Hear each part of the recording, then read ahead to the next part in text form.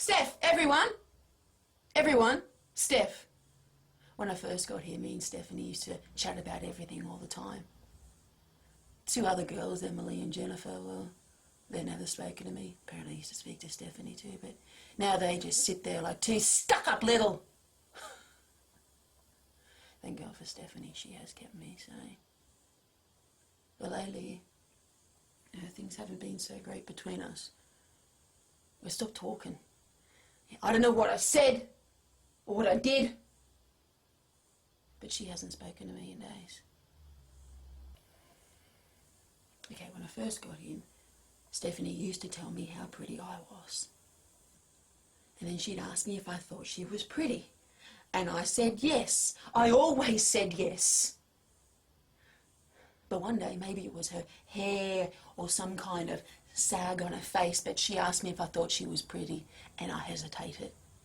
It was only for a fraction of a second, but it was there. And before I had a chance to say she looked as good as ever, she said, "How do you work in group situations?" She never missed a beat. Neither did I. A panel of women and it's, I love people. I am a very empathetic person. I would rather see my team succeed than endure my own personal victory. A panel of men and it's, I love groups. The more the merrier. Uncross. Recross. Yeah, well, I suppose that was the last time we spoke. We used to swap horror stories about the men in our lives. I'd trade her one of Eliot's poems for one of her ex's dirty jokes.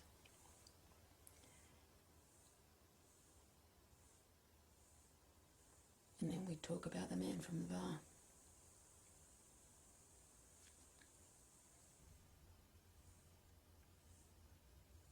We danced for a while that night, me and him. And he bought me several drinks, so the least I could do was dance with him. We started to dance close-ish. Not close, but close. We danced like that for a while until he pulled me in, so my body was right against his. I tried to pull away. He pulled me in firm. I didn't want him getting the wrong impression. Trying to make some excuse about wanting to go to the toilet. But he wouldn't let go. Somehow I shoved him off and made my way to the exit. I had drunk so much that night I could hardly walk. I didn't know where I was heading, but I managed. Then a car pulled up. I opened the door, and it was him. I asked myself this 1,000 times.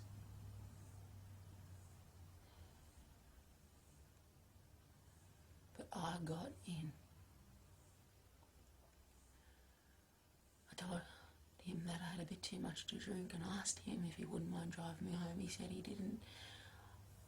I said I could catch a cab, but he insisted he was a real gentleman about it. Then I told him where I lived and I sort of drifted off. Eventually I realised he'd taken a wrong turn or something. I didn't recognise what street we were on. He said it was fine, that he'd just taken a shortcut. Well, he seemed to know where he was going, so I kept quiet. We kept going and I still didn't recognise where we were. So I started to panic.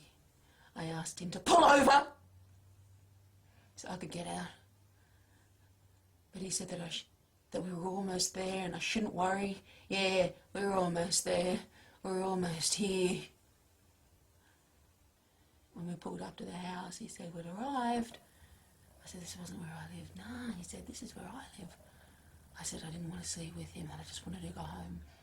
He said that it was too far and that he decided that we may as well go back to his. He He promised me nothing would happen, that he had a spare bed, that I could just sleep off the drink and he would drive me home in the morning. I wasn't sure, but I didn't know what else to do, so I went in his house. Showed me the room where I was going to sleep. Pretty lived in for a spare room. Dirty clothes were in a basket. Sheets were crumpled. Books were lying around. I mentioned this to him, but he just smiled. Closed the door behind us. Didn't say anything. Then he just grabbed my shoulders, pushed me under the bed, started kissing my neck. And then when I mentioned this story to Stephanie, she laughed. Snap, she said. Snap. Jennifer and Emily too, apparently. That was before I got here.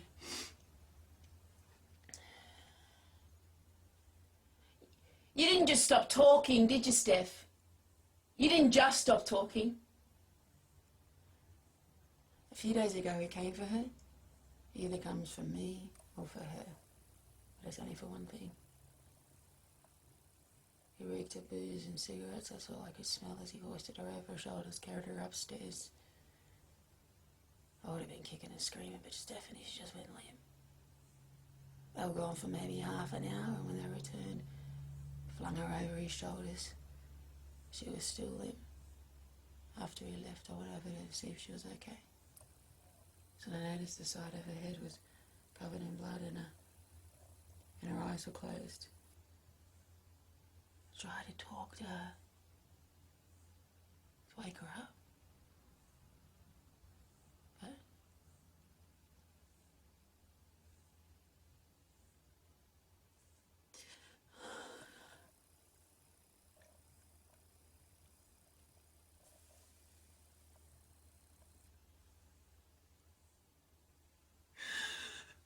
she was so pretty. When I first got here, she was so pretty.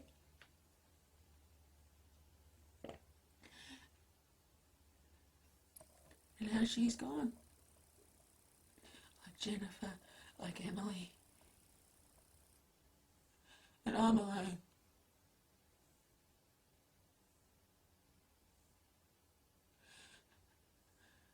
I suppose I've always been alone. I mean, I have friends, but none that I speak to every day. Stephanie was the closest thing I had to that.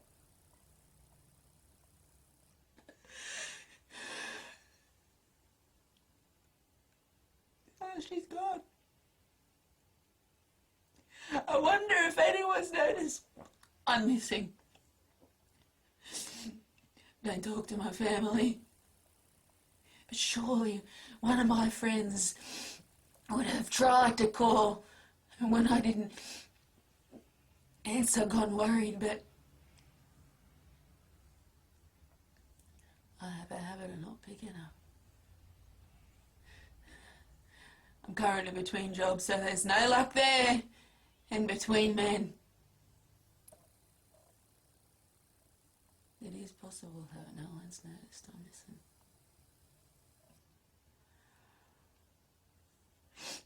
Am I a horrible person? I mean, how could I be abducted and no one notice? Maybe they just don't care. I'm a nice person. I'm a good person. I'm very pretty. If the Mona Lisa was stolen from the Louvre, someone would notice. And I'd like to think I'm the Mona Lisa of my neighbourhood. Or at least I used to be. It's hard to know what you look like down here, now that I don't have Stephanie to tell me. Now I must be pretty. If I wasn't still attractive, he'd have killed me too.